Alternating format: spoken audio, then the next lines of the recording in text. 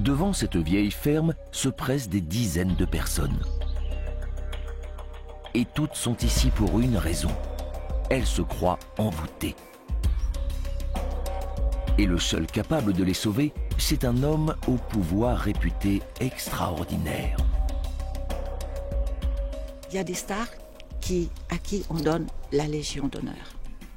Ah, ça, j'aimerais un jour que ça lui soit décerné. Je pense que Dieu accorde un don parfois à des gens, et c'est assez rare. Le messie de la région, c'est lui. Un prêtre exorciste censé libérer des esprits maléfiques. Alors ce soir, encore une fois, Pierre va livrer le combat de sa vie. Il va se battre contre le démon. J'attaque le démon. Ah, il peut tuer, bien sûr, évidemment. Il a une puissance terrible.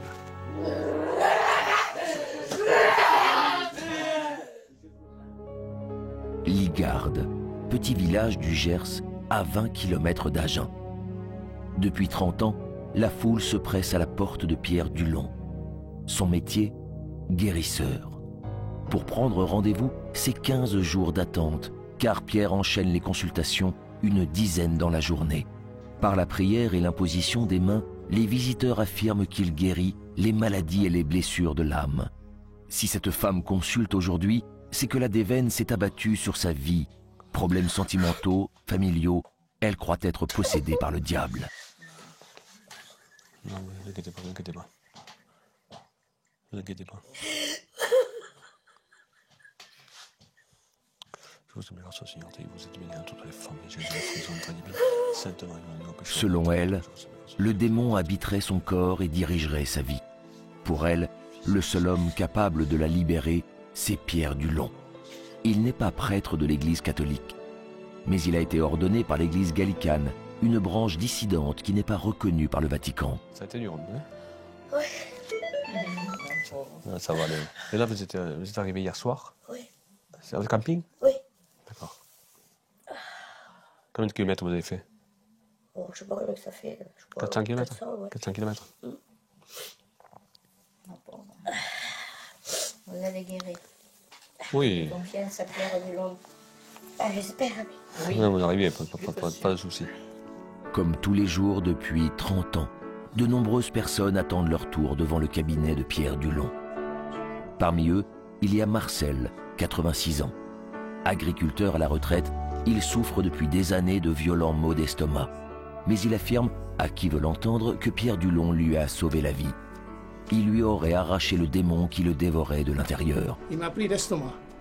J'ai été 2 fois à l'hôpital à Auch pour savoir qu'est-ce que j'avais à l'estomac. Chaque fois, il me disait, vous n'avez rien.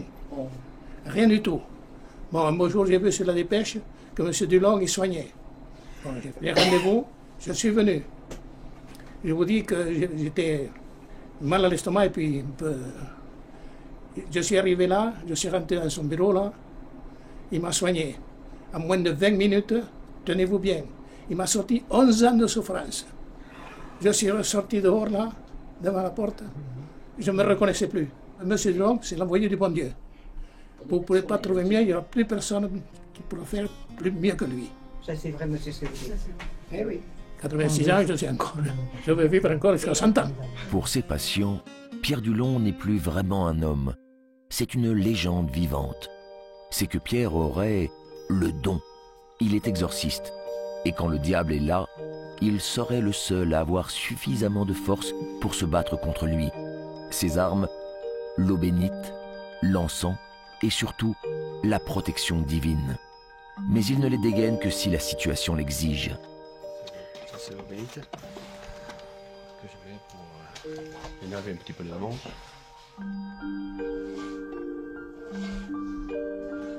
Maintenant, je vous dirais qu'il y a des personnes aussi qui viennent me voir, qui se croient envoûtées, qui ne sont pas envoûtées. Il ne faut pas dire que toutes les personnes sont envoûtées, absolument pas. Il y a quand même des maladies physiques. Elles y sont, il y a le docteur qui est là, les chirurgiens, toutes les personnes sont là pour les soulager. Tout le monde n'est pas envoûté. Alors, moi, ça m'arrive que des personnes me disent, non, j'ai une dépression, je souffre de ci, je souffre de là, je suis envoûté. Je dis, regarde, à m'avoir. Je m'excuse, non, vous n'êtes pas embouté. Continuez le traitement du médecin. Si je peux quelque chose pour vous, je le ferai, mais vous continuez le traitement du médecin.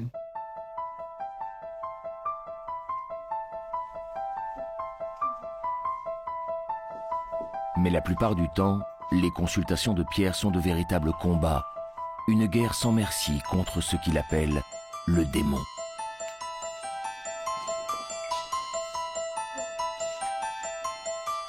Démon, sort du corps du gagnant pour le combat.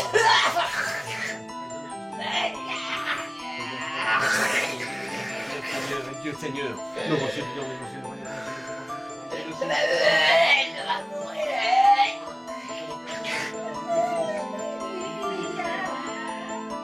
Il ne faut pas moins de 4 volontaires pour tenir le corps de la personne possédée. Ces spasmes qu'il agite avec une force décuplée et ces cris épouvantables sont, selon Pierre Dulon, ceux du démon. Il crierait sa douleur agressée de toutes parts par les prières. Quand je fais un rituel, je m'adresse à Dieu, évidemment. Hein. Et je parle très vite. Le patient n'a pas besoin de comprendre ce que je dis. Absolument pas. Mais elles ont une importance et une portée aussi puissante que si je parle doucement. Moi, je parle très vite, mais le principal, c'est que ça a un impact.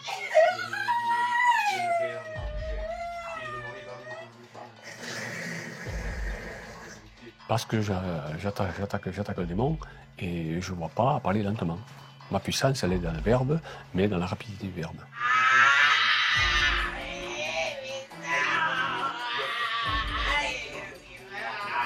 Il peut tuer, bien sûr, évidemment. Il a une puissance terrible. C'est pour ça que c'est très dangereux. Maladie ou possession par une force maléfique.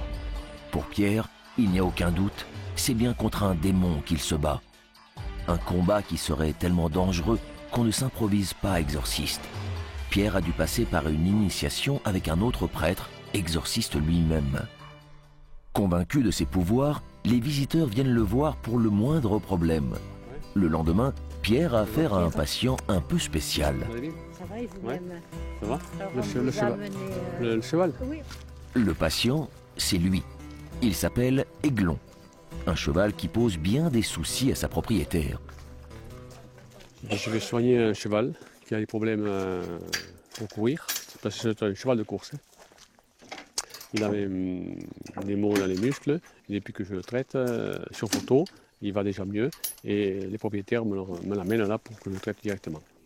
Il est magnifique, hein? Car Pierre est aussi guérisseur. C'est la deuxième fois qu'Annie, sa propriétaire, amène le cheval chez lui pour des problèmes de peau. On le sent, hein, il n'y a plus les... il y a plus ces... Alors par endroits, il en reste encore quelques-unes, mais bon, les autres ont disparu. Prière et imposition des mains à renouveler une fois par semaine pendant un mois. Le traitement de choc de Pierre va-t-il être plus efficace que celui du vétérinaire? Aiglon a l'air d'apprécier. Pas de piqûres, ni de médicaments. Annie immortalise le moment. Elle en est sûre, la méthode de Pierre est la bonne. Dès la première séance, la semaine dernière, elle aurait déjà remarqué une amélioration. C'est la même prière. Au lieu de dire le prénom, je dis c'est un cheval, le nom du cheval, ou du bétail, n'importe, c'est le même rituel. Absolument. Au nom du Père, du Fils et du Saint-Esprit. Ainsi soit-il. Ça fait que d'autres fois que je le traite, c'est tout. Hein. Oui, c'est tout. C'est extra. Quoi. Ah oui, la première fois c'était sur photo. Sur photo. Ouais. Super. La première fois il a été traité sur photo et avec les poils de monsieur qu'on a amené à monsieur Dulon. Ouais, donc on lui avait amené les poils et des poils des jambes et de la queue. Donc monsieur Dulon nous l'avait traité, il allait beaucoup mieux. Donc maintenant il est au repos et monsieur Dulon continue à le traiter. C'est notre homme de confiance. Merci.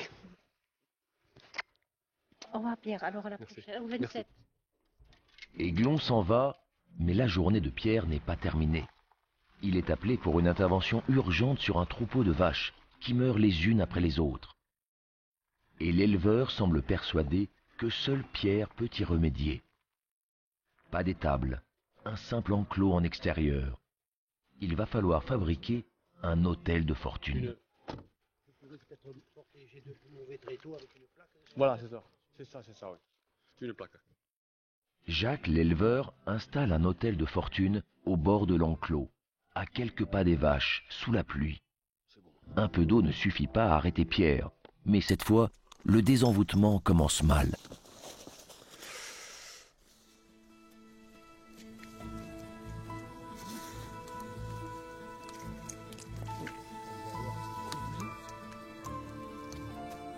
J'ai oublié quelque chose. Il a oublié l'eau bénite. Et un exorcisme sans eau bénite, c'est absolument impossible. Ouais, j'ai oublié l'eau bénite. On a tout le temps des problèmes, quoi. Alors les vaches, elles meurent, on ne sait pas pourquoi. Les veaux, ils sont bien, le lendemain, ils sont morts. Ou alors, elles n'en ont pas. Et sans arrêt, c'est comme ça depuis 10 ans. J'espère que ça pourra marcher ici aussi. Une maladie ou bien le mauvais sort. Pour les deux hommes, le mal est identifié. Pierre entame une nouvelle bagarre contre les forces du mal. Voici un raffier dont dès que je m'appelle conjuré forcé par les divines méchants, je conjure, donne, je sais pas si peut-être je vous leur donne, je vous ordonne, je vois le femme également, au dos de la puissance infernale, je m'en bétail le signe de la croix, je le ciel, la femme Jésus le Seigneur, je t'exorcise, parce que force, il le faut, au nom du Père, du Fils et du Saint-Esprit. Très bien. Voilà.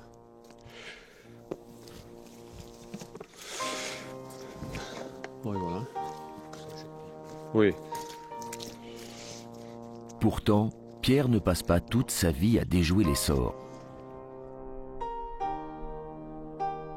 Depuis 9 ans, il est aussi maire de Ligarde, le village où il est né. Et il ne supporte pas que l'on dise que son travail d'exorciste empiète sur ses responsabilités politiques. Avant tout, je suis maire. Mais après, la profession, c'est totalement à part. Le matin, je suis à la mairie comme toujours, de 10h30 à midi et demi, voire des fois c'est 13h, le lundi, le mardi et le jeudi. Toutes les semaines, c'est comme ça. Et alors, même que j'ai beaucoup de monde chez moi le matin, je ne reçois pas justement pour la mairie. Mais c'était comme ça autrefois, et ce sera encore aujourd'hui, ce sera encore demain.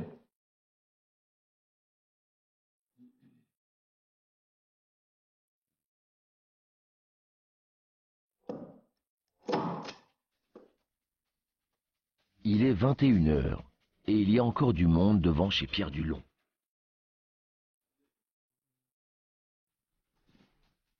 Ce soir, Pierre quitte son costume de maire pour revêtir son habit d'exorciste.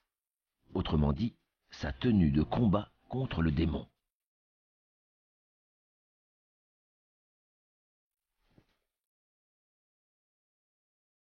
Il y a 3 mois, Sandrine, une jeune fonctionnaire de 25 ans, est venue chez Pierre pour une simple consultation.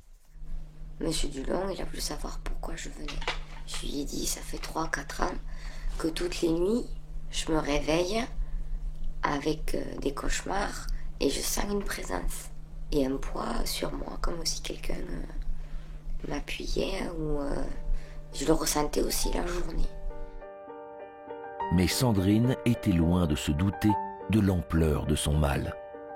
Il me fait le pendule et sur ma main, ça s'est pigmenté rouge, comme ça je m'étais frottée. Il m'a dit c'est une possession. Je lui dis quoi? Je lui dis on m'a ajouté un sort. Il me dit non, ça c'est un envoûtement. Et je lui dis d'accord, c'est quoi la différence? Mais la possession c'est qu'il est dedans. Ah non, je lui dis non, j'y croyais pas quoi. Bon, il me dit on va voir. Il me met sur la chaise, j'étais sur la chaise, et il commence à faire une prière, il me pose le Christ dessus, et il commence à faire le signe de la croix. Et ça monte, et au bout de quoi, je sais pas, 5 minutes peut-être, j'ai senti une boule, un nœud là, et c'est monté. Mes parents ont dû me tenir, parce que je lui aurais sauté dessus. Depuis, Sandrine vient 1 fois par semaine chez Pierre pour se faire exorciser. Et c'est du sérieux. Mais avant de commencer, Pierre donne quelques conseils à l'assistance. Après, personne ne parle. Toi, tu connais, bien sûr, mais toi, tu ne parles pas aux démons. Le petit ami de Sandrine et 2 volontaires recrutés dans la salle d'attente.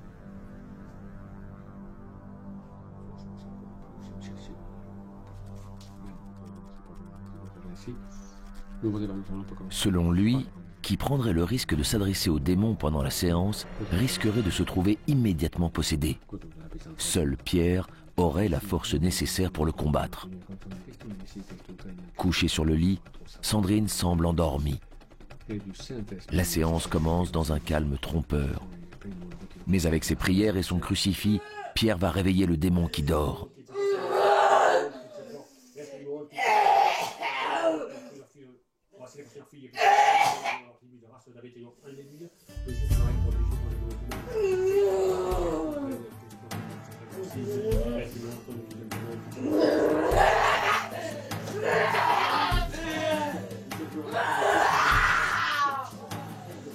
Intérieurement, je suis très agressif, c'est comme chien et chat, quoi. Autant le démon il est violent, autant mon intérieur est violent. Et plus il est violent, plus je suis violent intérieurement. Je suis prêt à y venir dessus. C'est impensable. Et c'est malgré moi, hein. C'est comme ça. Alors quand je fais une séance que le démon n'a pas envie de réagir, mais moi, ça m'agace.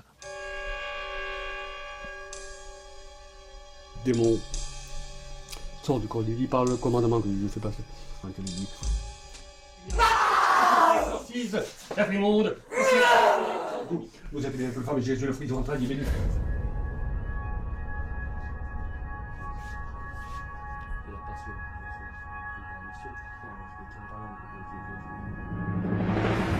Mais parfois, la lutte se fait plus difficile. D'un coup, Sandrine semble apaisée. Mais le diable n'est pas surnommé le malin pour rien. Il se cache encore quelque part dans le corps de Sandrine. Reste à trouver où. Et c'est dans la main de la jeune femme que Pierre finit par le dénicher. Il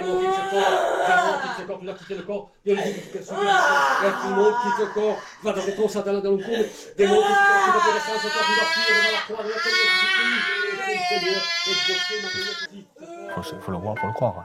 Des fois, il est dans la main, hop, puis au moment, terminé, il n'était plus là. Où il était. Je fais le rituel, ça ne bougeait plus. Il est planqué quelque part. Chercher. Tout d'un coup, je vois les pieds. Il est au bout des pieds. Et je l'ai coincé avec le Christ à Sainte Vierge, je l'ai coincé. Je suis sûr que là, il a réagi. Il n'a pas aimé. Puis au bout d'un moment, hop, il n'était plus là, il me part. Je le vois, les lèvres, il était là. Je dis, il est là. Au nom du Père, du Fils et du Saint-Esprit, ainsi soit-il. Et je vous supplie. Moi, je le regarde droit dans les yeux. Et je ne baisse pas les yeux. Ça, je veux mentir. Plus il avance, plus j'avance. Et ça m'est arrivé d'être à 10 cm de lui, du visage. Ah oui. Ah non, vous voyez, rien que d'en parler, je sens une boule ici. Rien que d'en parler. C'est extraordinaire. Hein. Et c'est malgré moi. Hein. Après 2 heures de combat acharné avec le diable, Pierre décide d'arrêter la séance d'exorcisme. Sandrine revient à elle, mais elle ne se souvient de rien. Je me doute que j'ai dû crier parce que j'ai mal à la gorge. Et j'ai mal au bras.